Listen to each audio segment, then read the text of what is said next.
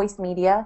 He is a colleague of mine. We're both here in Philadelphia, and he knows the social space inside and out, and he has some great predictions for you guys today, which hopefully will open up some conversation.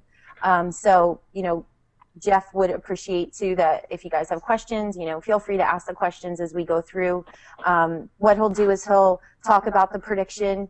He'll tell you what it is. He'll give you a little bit of information about it, and then of course we can discuss it as we go through. So you don't necessarily have to wait until the bitter end for any questions that you may have. So would you guys, I know I always make you do this, but would you mind just introducing yourselves first, and then Jeff will give another little introduction on himself, and then he'll go right into it. So if you don't mind, we can start with Marlena. I knew you were going to say that. Well, you're just on my list that way, so. You were first to join. Oh, darn it. Okay. I'm Marlena Solomon. I'm the communication specialist at Royal Purple. We're a synthetic oil company located in Houston. Okay, Katie, please. I'm Katie Preddy. I'm a senior marketing specialist at Farm Family, a group of insurance companies. We specialize in commercial and agriculture insurance. Thank you. And Jennifer? Hi, I'm Jennifer Martin. I'm the digital media manager at Corona Dental Inc. in Charlotte, North Carolina, and we are a manufacturer of dental technology. Thank you. And Chris, I think you're on mute. Are you there? Okay. Yeah, I'm here. Yeah, I'm working from home, and my dogs are chewing their bones, and my kids are rattling pots and pans. So. No problem. Yeah, my name's Chris Giovagnoni. I work at Compassion International, a Christian child development ministry based out of Colorado Springs. We work with local churches in the developing world to release children from poverty. And I am the social media program manager, and so I am responsible for all of our digital and social initiatives within marketing. Okay, great. So Jeff, go ahead if you want to give a little bit more information on yourself and then get into it. That'd be great. Absolutely. Hi, everyone. My name is Jeff Gibbard. I am the president and chief strategist of True Voice Media.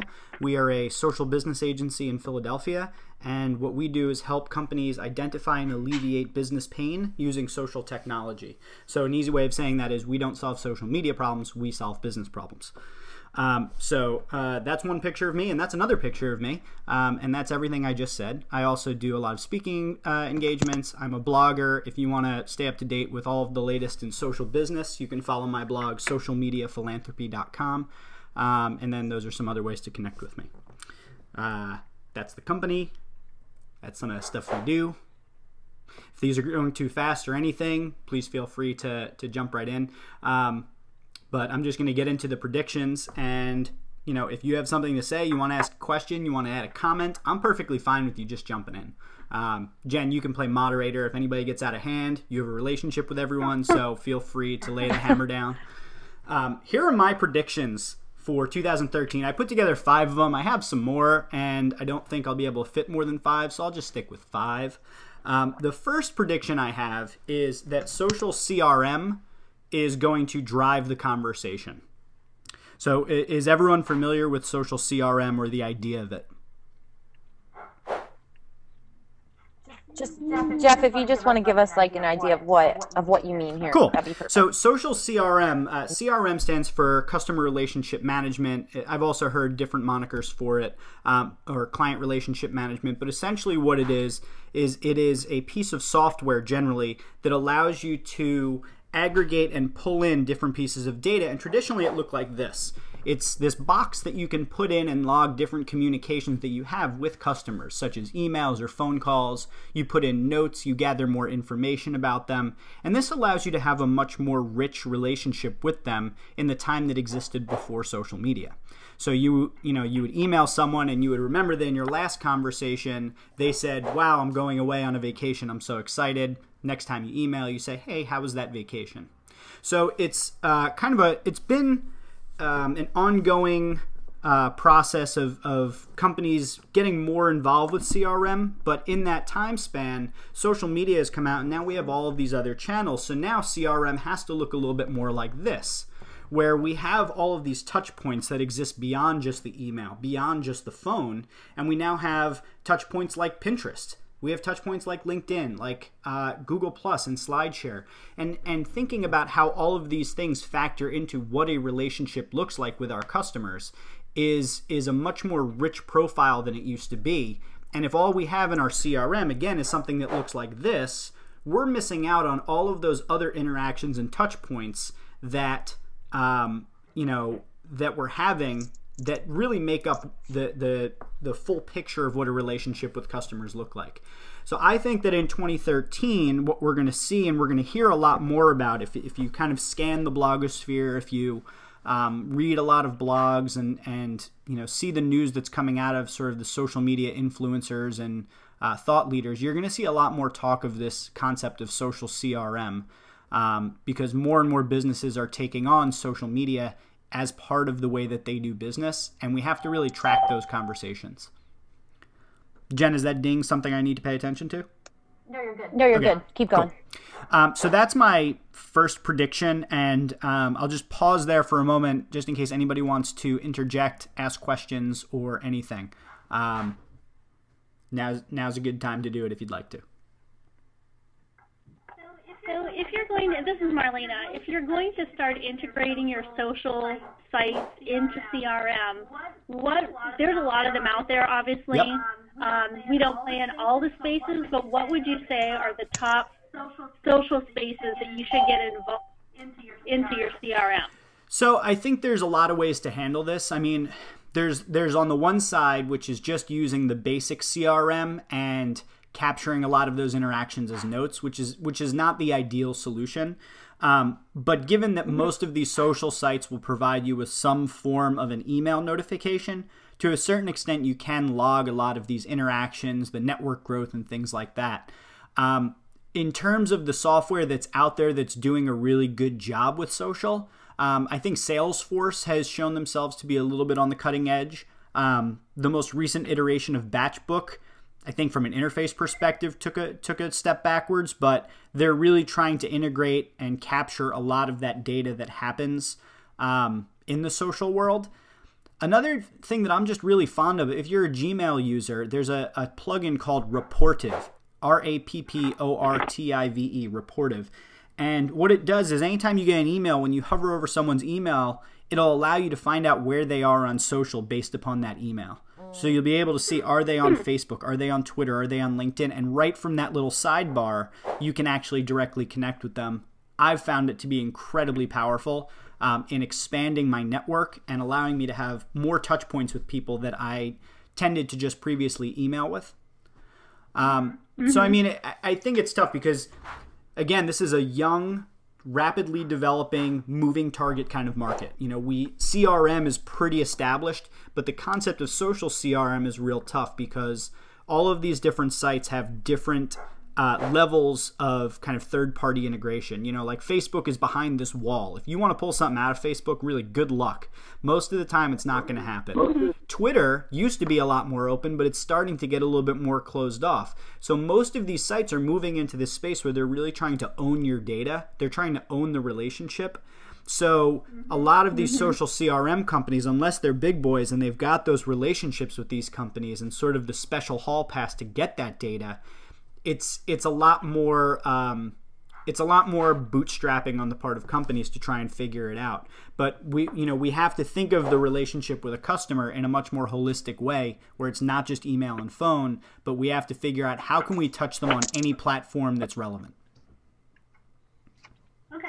Okay. Yeah. So I don't know if that answered your question about different platforms, but I mean, Batchbook, Salesforce, those are good ones to look at. Rapportive is real helpful. There's another plugin made by Zobni called, and actually Zobni is very useful for if you're an Outlook user. But there's one called Smarter, Smartrr, I believe. I think it's 2 R's.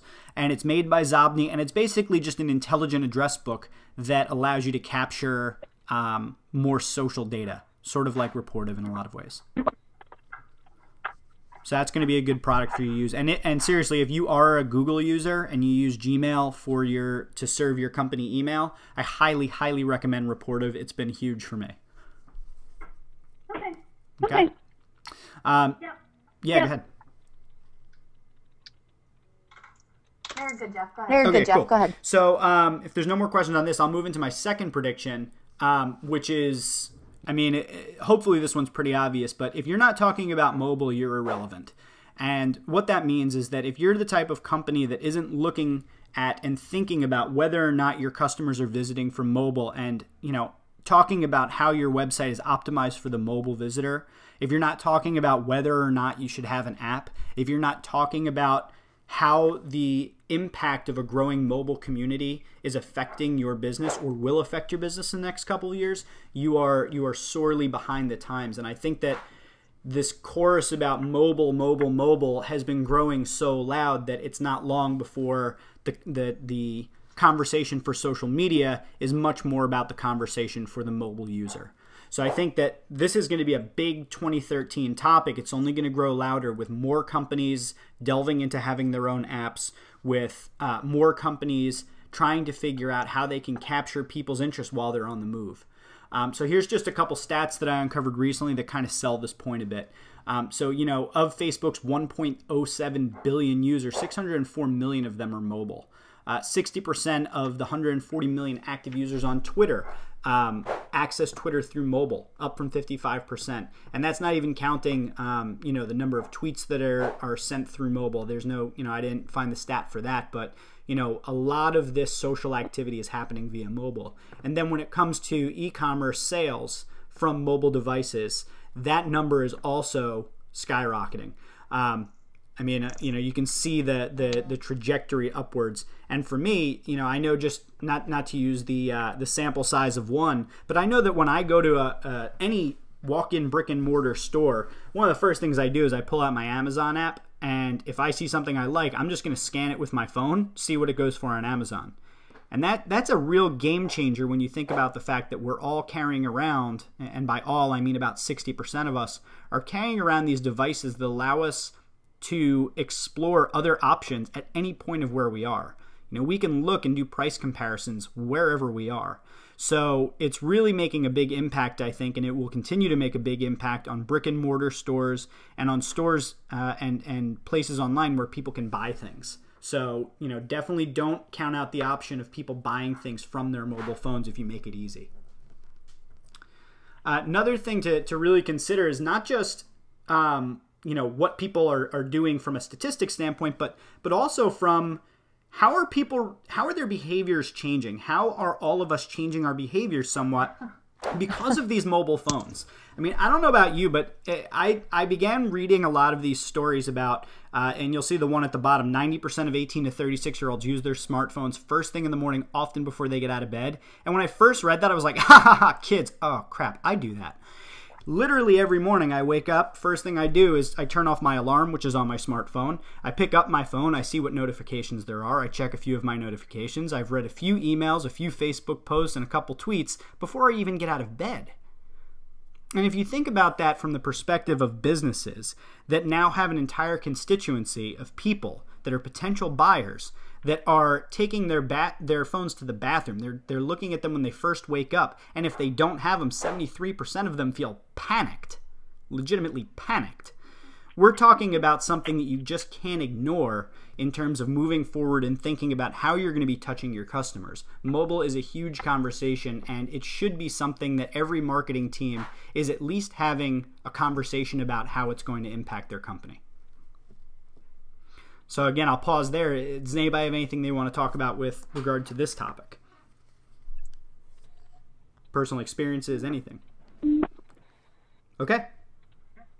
Cool. I'll move on to the next one then. Hey Jeff, this is Chris. I just have a question. Can you hear me? Yeah. Can you hear me? Well, I was just wondering. Can we get a copy of Absolutely. your slides? I already sent the PDF over to Jen. I have to send her an updated one. Okay. But they'll be available, and I think the video of this will also be available. Jen, that's correct, right? Okay, thanks. Yeah. Yep. Yeah, for sure. So we'll have all of this available to you guys, and then if there's any sort of additional information you want on any of this, we'll make our contact information available, and you can reach out to either Jen or myself, and we can provide you with a little bit more in terms of resources. I really appreciate the stats and the information that you had about mobile. Yeah, so, no thanks. problem. I find that I like to try and provide an even mix of statistics, anecdotal type stuff, things that make you go, and all that other sort of stuff.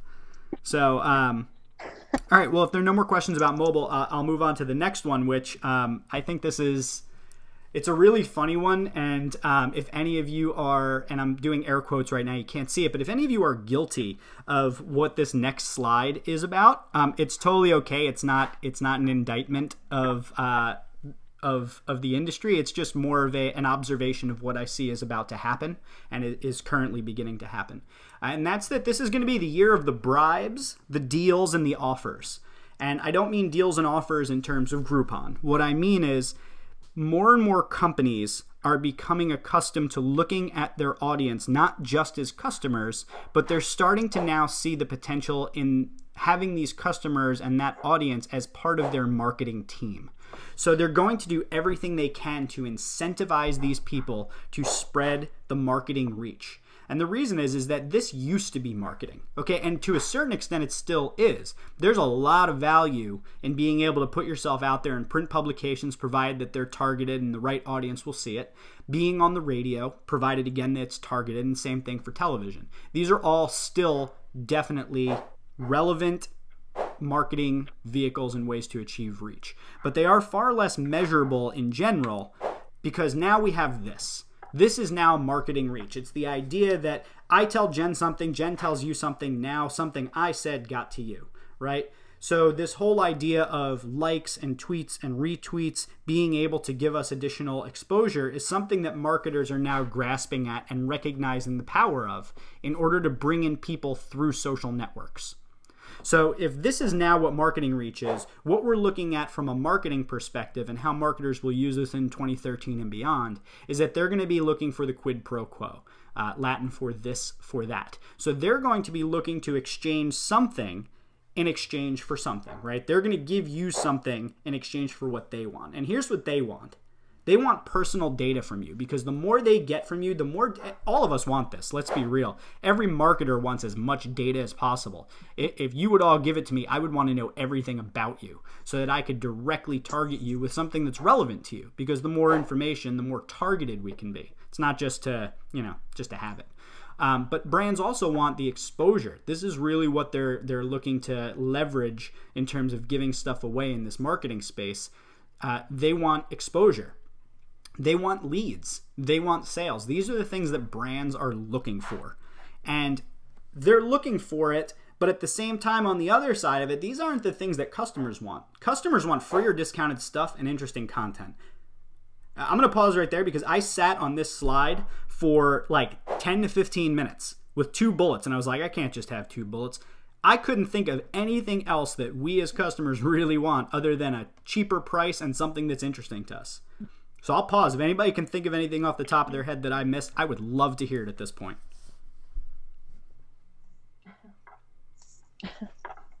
Jen, can you think of anything? I think everything fits in those. I know, right? It's ridiculous. So, when you're thinking like relevant, that's interesting content. If it's interesting and relevant, If it's interesting and relevant, you'll share it. If it's free or discounted, you might buy it.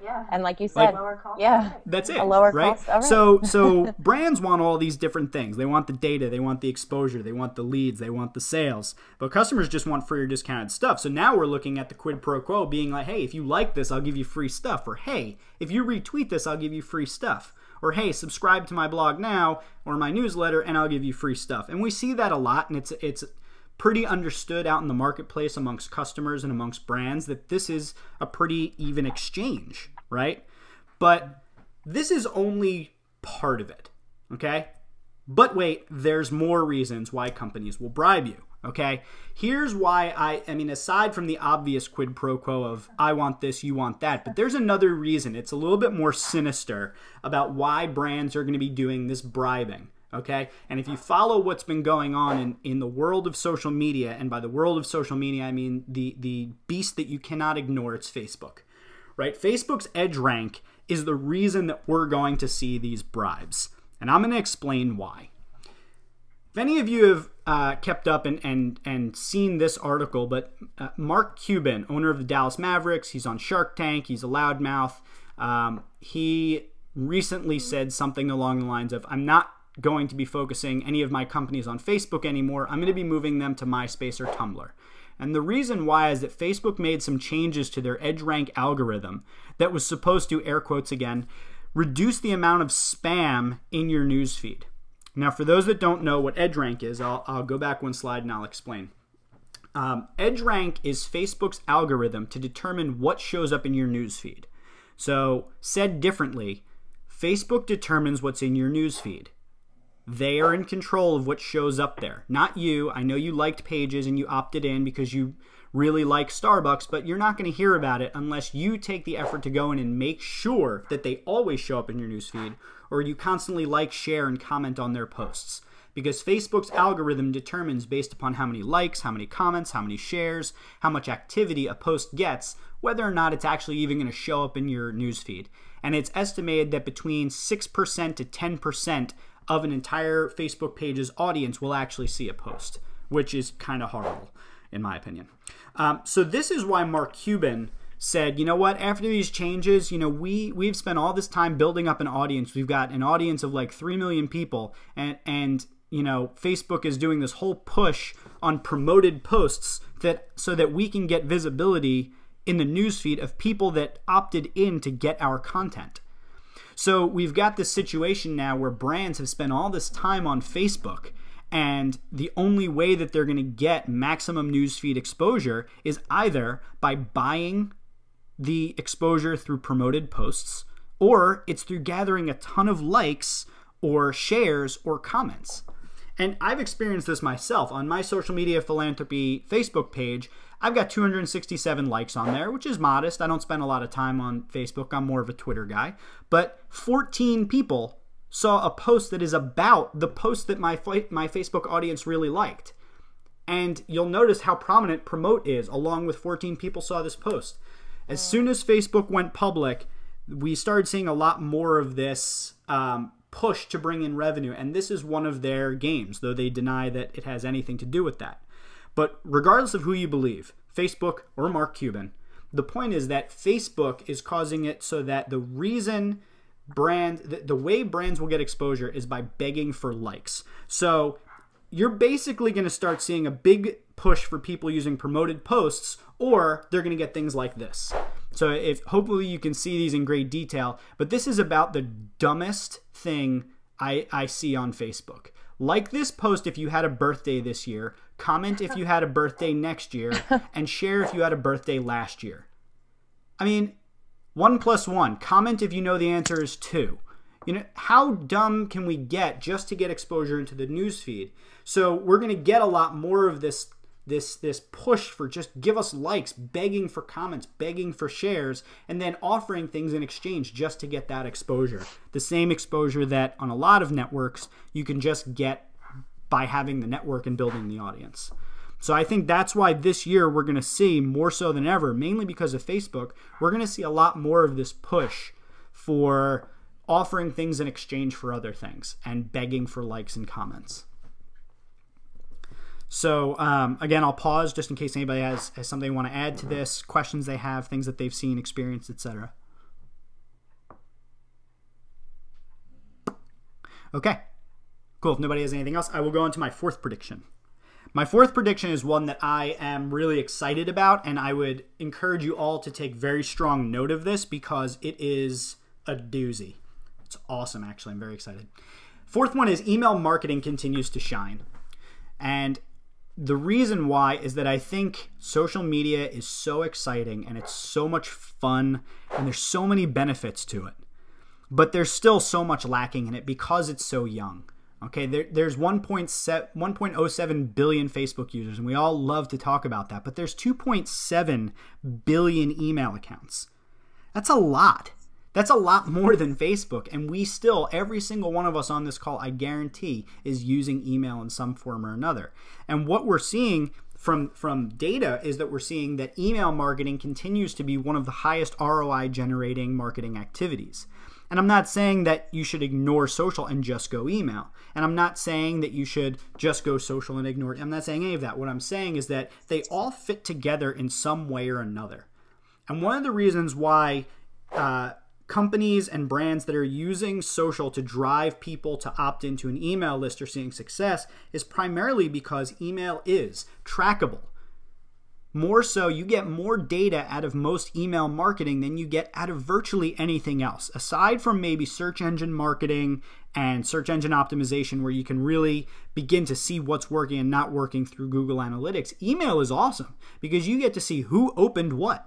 And specifically, you get to see who, which is a shortcoming of much of the search marketing and search optimization. Email lets you see, I know that Jen opened my email, and I know what she clicked on. And I know who she forwarded it to. And I know if any of those emails bounced, and I know who unsubscribed. That lets me know so much about what I'm doing from a marketing perspective that I'll never get on Facebook.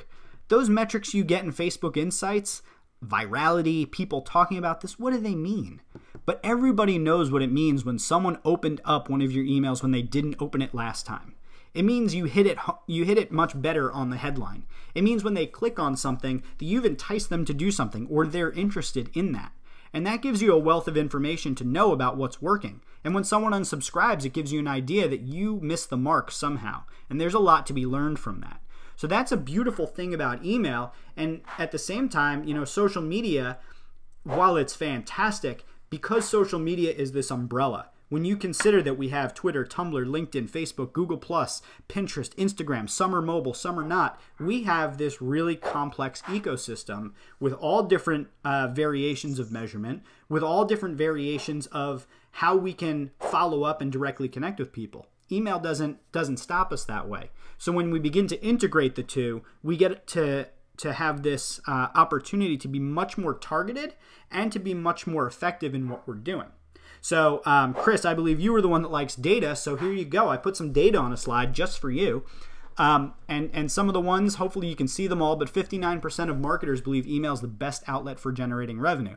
Now, it's not really important what marketers believe, but what is important is that email delivered 4,000% ROI in 2012. And what's fascinating about that is that if you consider the fact that this is not a real stat, but in my estimation, 80% of email marketers suck. They're terrible headlines. They're just pushing their spam. They just want you to buy stuff. They don't have anything of interest or value to say. But it's still, if you take the average in 2012, generating a 4,000% ROI. It's remarkable.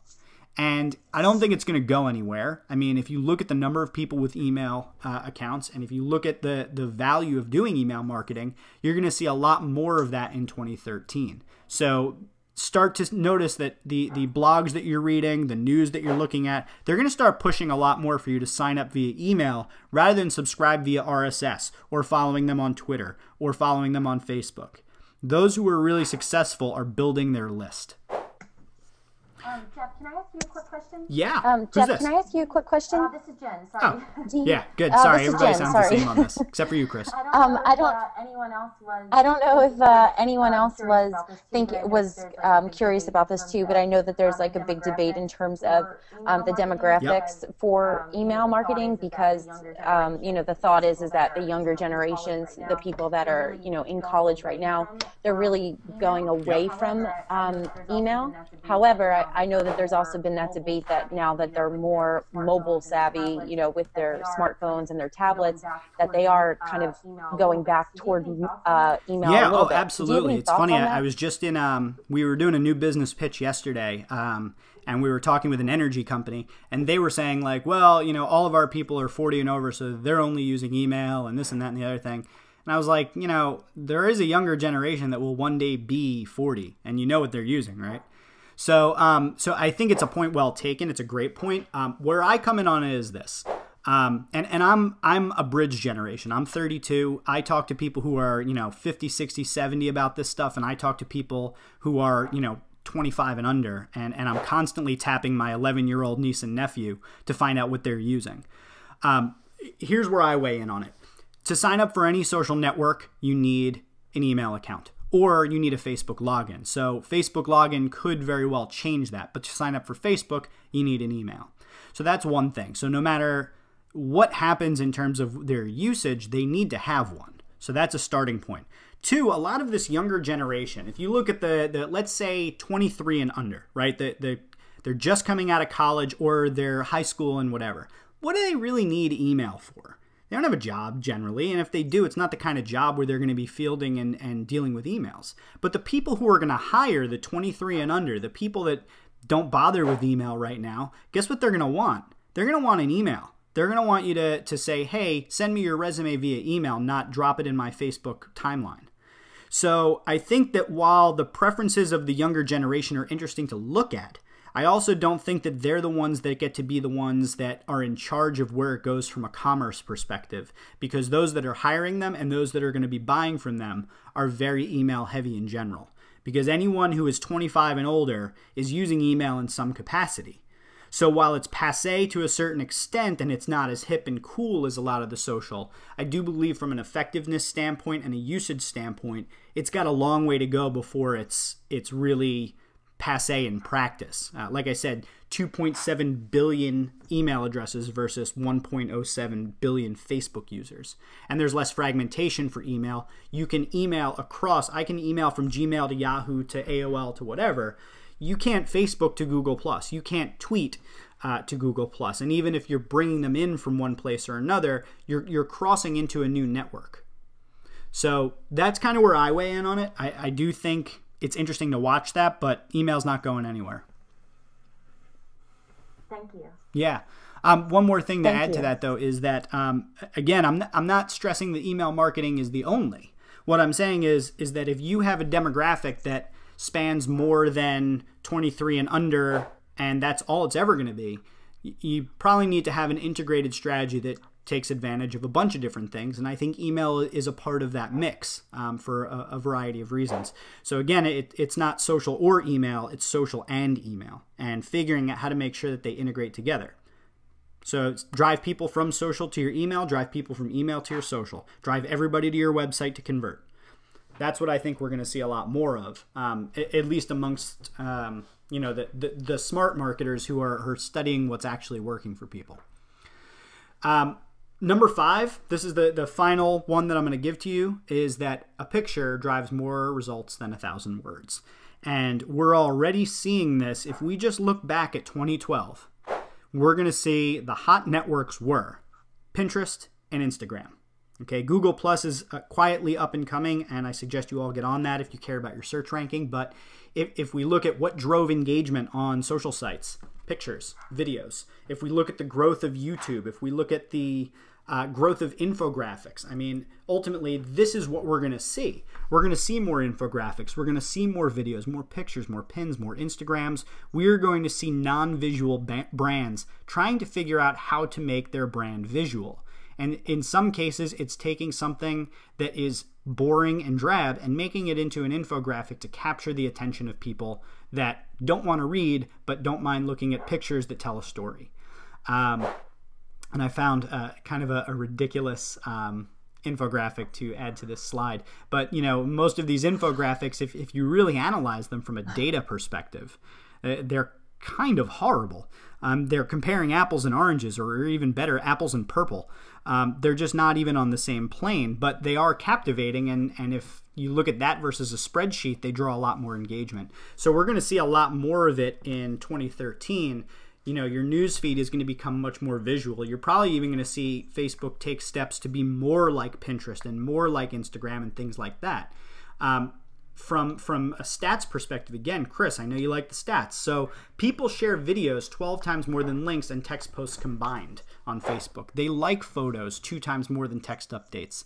And in terms of what drives engagement for Facebook's top 10 brand pages, it's photos and videos. And if you think about it, if you scroll through your newsfeed, what's the thing that catches your eye? What catches your eye is videos and photos. They're more engaging. The human eye is naturally drawn to that more than words. This slide is not nearly as interesting to you as this slide because there's no picture. So when we look at what's going to happen in 2013, it's definitely going to be a lot more in terms of imagery, and we'll probably see that effect up-and-coming networks as well as new networks that are just coming out.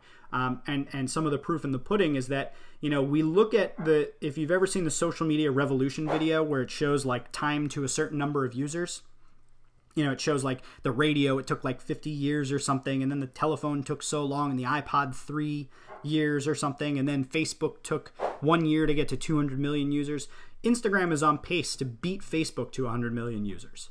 So, and that is what's remarkable about that, is that you can't even access that from a desktop, and until recently you couldn't even access it from a phone outside of an iPhone. So Facebook was something that anybody with a computer and internet access, once they opened it up, could access. And Instagram was saying, hey, you have an iPhone, you can be part of our network, and then they added Android, and they are able to get to 100 million users faster than Facebook. So that's remarkable. That kind of is proof of the mobile revolution as well as the image revolution. And then by February of 2012, Pinterest crossed the 10 million user mark faster than any other standalone site in history. Once Pinterest caught fire, and I'm sure, you know, many of you on here are pretty addicted to either pinning recipes or pinning hair and beauty or, you know, gadgets or whatever else you're interested in. Pinterest caught fire because people just love the concept, and it was so simple to organize our interests. It was a way of storytelling things that we're interested in through images, and that really caught fire. So I think we're going to see a lot more of that, and you know, that I think that's where it ends in terms of my predictions. But I want to pause here and see if anybody has any questions about the whole image revolution. If not, we can just go into any sort of other questions you might have. I will bust out my crystal ball. Here we go. Got my crystal ball out. Any other questions you might have, I'm willing to take them.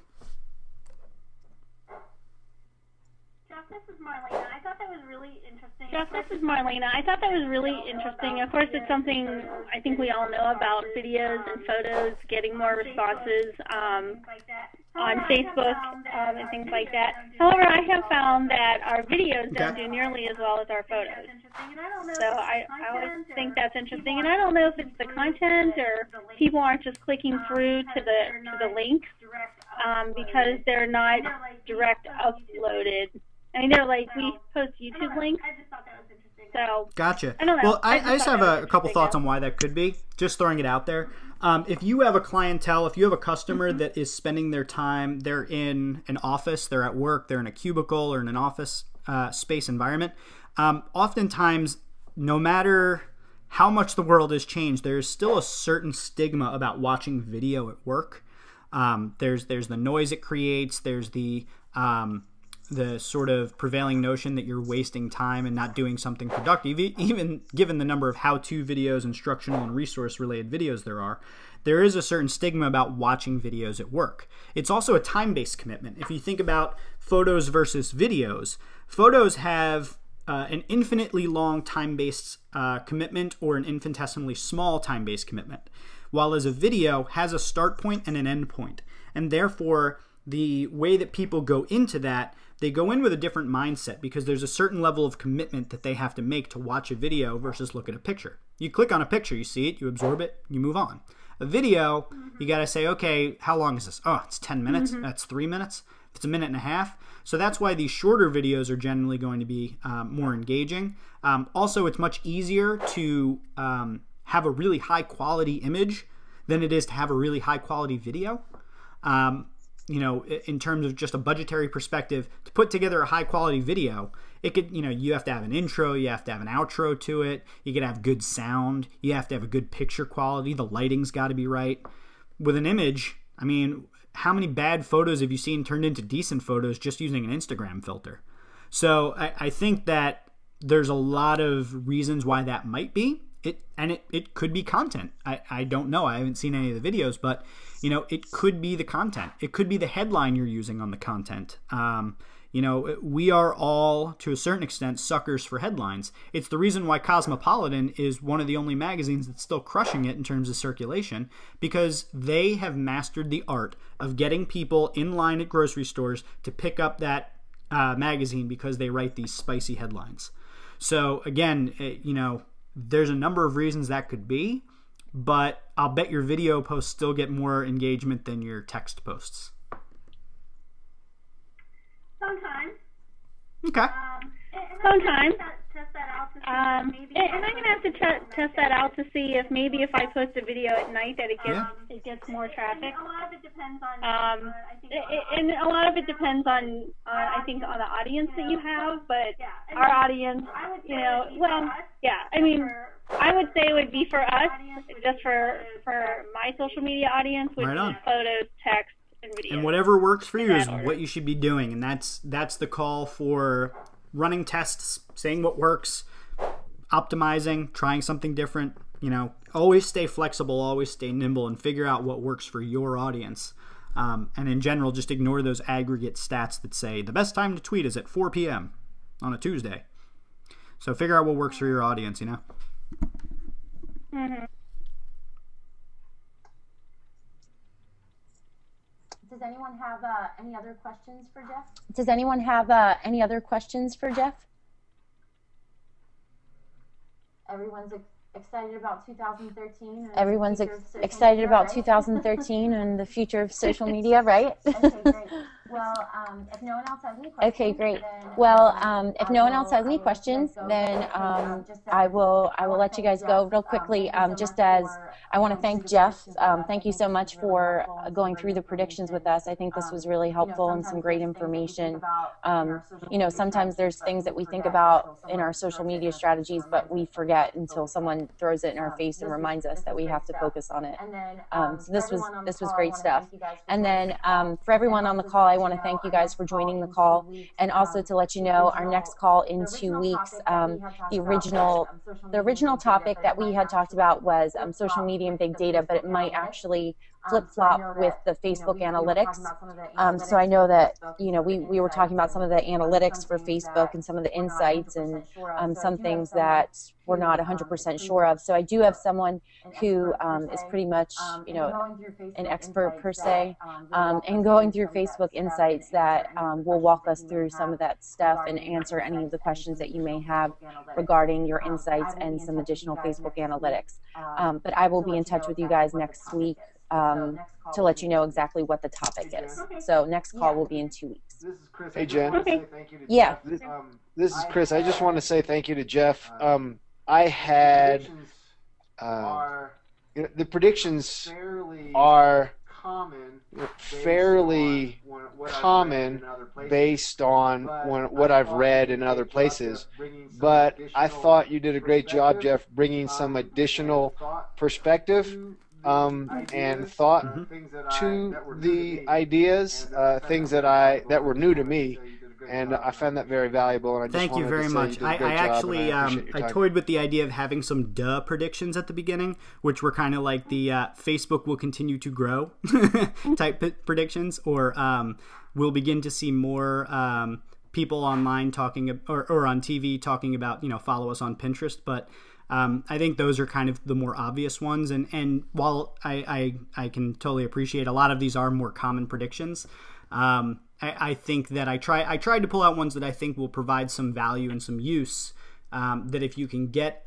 on top of these trends now, or get on top of the way these things are moving, you know, you can really begin to see some results from them, hopefully. Yeah, I thought your rationale in support of the predictions was pretty insightful, particularly the one about email. You know, that debate going back and forth about, you know, email is dead, no, email is more valuable than ever. You know, it's been going on for a while, but as I said, the support and reasoning that you have for your prediction had some new thoughts in there that I hadn't heard before. So thank you. I thought it was fairly persuasive as well. And so, if any of you want to sign up for my newsletter, I would certainly encourage you to. And I did tell Jeff to don't give us the duh. And I did tell Jeff to don't give us the duh, you know, predictions, because I said you guys are way smarter than that. So, so we tried to take it to the next level. But all right, and I will also send everyone Jeff's slides. So he was nice enough to share them with us. I will send you all a PDF of his presentation, and then also provide the link to his presentation in case there's anything you want to go back and review. or if you want to share it with anyone. So thank you, everyone, and All right, so thank you, everyone, and have a great day, and then you'll hear Thank you from all, me everyone. next week. Have a great day. Bye-bye. Bye-bye. Thank you very much. Thank you. Thank you. Bye.